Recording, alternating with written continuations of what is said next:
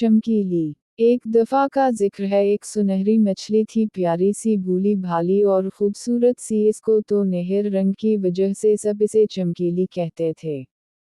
चमकीली एक बहुत बड़े ग्लास टैंक में रहती थी। सारा दिन वो पानी से भरे शीशे के टाइम में इधर उधर तैरती रहती और पानी में घास फूस से खेलती रहती है। वो अपनी पानी की दुनिया में बहुत ही खुश। मगर एक दिन यूं हवा के इस ग्लास टैंक के करीब एक दरख्त पर एक खूबसूरत परिंदा अलिफ बैठा और अपनी खूबसूरत सुरीली आवाज़ में गाने लगा। वो गाना भी बहुत खूबसूरत था। वो खूबसूरत परिंदा, खूबसूरत आवाज़ और खूबसूरत गाना सुनकर चमकीली से देखते ही रह गई, बिल्कुल उसी तरह जिस तरह लोग इसे देखकर मबहूत रह जाते थे। कितनी खूबसूरत और चमकदार मछली! काश मैं एक परिंदा होती, चमकीली ने हसरत से सोचा। मैं परिंदा होती तो इस पुराने पानी के टैंक में इधर इधर तने की बजाय दुनिया में इधर इधर घूमती फिरती है। मज़े से हवा में उड़ती। हाय कितना मज़ा आता होगा उड़ने का। काश मैं परिंदे की तरह छोटा सा खूबसूरत सा परिंदा होती। वो सोच में डूबी आहिस्ता आहिस्ता पानी में ऊपर नीचे तीर रही थी और बहुत अफसरदा थी। उसी वक्त एक छोटा सा कुत्ता वहां से घूम बूम करता हुआ गुजरा। वो पप्पी था।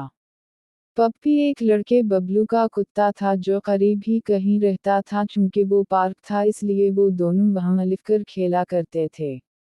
बबलू एक नींद को जोर से उगे की तरफ फेंकता। पप्पी तेजी से इसके पीछे लपक था और चंद लम्हों में नींद को जा लेता, फिर उसे मुंह में दबाकर बबलू के पास ले उता। बबलू दोबारा से फेंकता और पप्पी दोबारा उठा लाता। ये खेली उसी तरह जारी रहता। पप्पी को देख के चमकीली ने ठंडी सांस दी और अपने आप काश में पप्पी होती। वो बहुत अफसरदा हो गई और अपने ग्लास टैंक की तह में मौजूद रेत पर लेट गई। वो गमगीन थी मगर अब भी बहुत खूबसूरत लग रही थी, नन्ही सी, प्यारी सी, चमकदार चमकदार। उसी वक्त एक लड़का सीटी बजाता हुआ चमकीली के ग्लास टैंक के करीब से गुजरा। ये बबलू था, खूबसूरत सा छोटा सा हाथ बंद बच्चा। जब चमकीली ने हिस्सा देखा तो उसके मुंह से बेइख्तियार ठंडी सांस खारिश हुई और बड़ा सा बुलबुला ऊपर की तरफ बुलंद होता चला गया। अगर मैं एक लड़का होती, चमकीले ने गुड़गुड़ करते हुए कहा, तो खूबसूरत और दिलचस्प कहानियां पढ़ सकती ही, खेल सकती, भाग दौड़ कर सकती और सीटी बजा सकती। काश मैं सीटी बजाने वाला लड़का होती, कितना मज़ा आता। इस दिन चमकीली बहुत अफसरदा रही। अगले रोज़ बहुत ज़्यादा गर्मी थी। सुबह से ही पसीने छोटे शुरू हो गए और दोपहर तक गर्मी इंतहाई शदीद हो चुकी थी। तमाम परिंदे अपने अपने घोंसलों में घुसकर बैठे थे। उनके हलक खुश्क हो चुके थे। ऐसे में वो ना चहक सकते थे ना गा सकते थे। हर तरफ खामोशी का राज। पप्पी एक दिख के नीचे बैठा हानप रहा था। आज वो इधर इधर नहीं भाग रहा था, ना ही अब अटखेलियां कर रहा था, क्योंकि आज गजब की गर्मी पड़ रही थी।